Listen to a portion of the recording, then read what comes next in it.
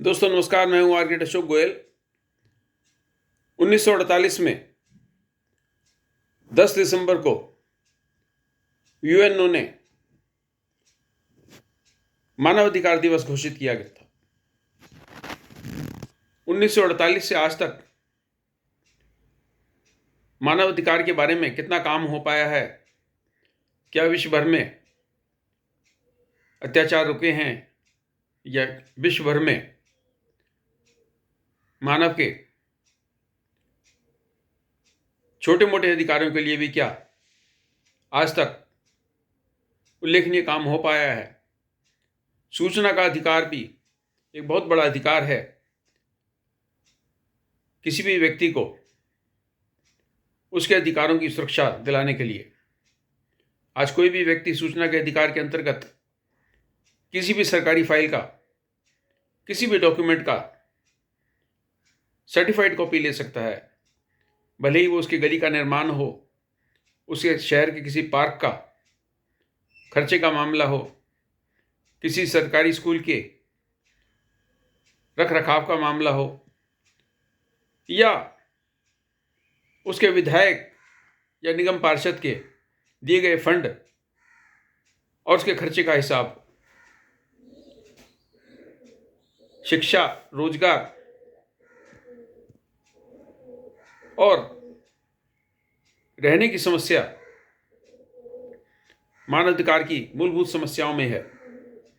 10 दिसंबर को मानवाधिकार दिवस पूरे विश्व में मनाया जाता है। हमारे देश में ह्यूमन राइट्स डे वाले दिन तरह तरह के उत्सव होंगे। अब शिक्षा के अधिकार की अगर हम बात करें तो इसके अंदर सबसे बड़ी जो सरकार ने पहल की है वो है नेशनल एजुकेशन पॉलिसी की। इसके तहत सिर्फ अंग्रेजी में ही तकनीकी पढ़ाई नहीं होगी, मेडिकल की पढ़ाई नहीं होगी, बल्कि मातृभाषा में भी पहल की जा रही है कि इंजीनियरिंग यानी तकनीकी पढ़ाई हो और मेडिकल की पढ़ाई भी शुरू की जाए। हमारे आर्किटेक्चर के क्षेत्र में हिंदी भाषा में मेडिकल की, हिंदी भाषा में वास्तुकला की पढ़ाई की अभी तक कोई व्यवस्था नहीं हुई है, बल्कि आर्किटेक्चर एंट्रेंस का जो सबसे महत्वपूर्ण इम्तहान है वो मात्र अंग्रेजी में होता है, जिसके लिए हम लंबे समय से प्रयास कर रहे हैं कि नेशनल एजुकेशन पॉलिसी में जिन बातों का जिक्र है उसकी व्यवस्था आर्किटेक्चर यानी वास्तुकला की पढ़ाई में भी होनी चाहिए। मानवाधिकार दिवस की आपको बहुत बहुत शुभकामनाएं। मानवाधिकार के मसले को उठाते हुए हमारी प्रेसिडेंट साहिबा ने पिछले दिनों सुप्रीम कोर्ट के जजेस के बीच में आह्वान किया था कि जेलों में बंद बहुत से कैदी ऐसे हैं जो लंबे समय से सिर्फ इसलिए वहाँ पर जीवन व्यतीत करने के लिए मजबूर हैं क्योंकि उनकी विभिन्न कारणों से बेल नहीं हो पाई या विभिन्न कारणों से उनको लीगल एड नहीं मिल पाई। तो मानव अधिकार के बारे में हमारी राष्ट्रपति महोदया ने जिस प्रकार की पहल की है वो अपने आप में सराहनीय है।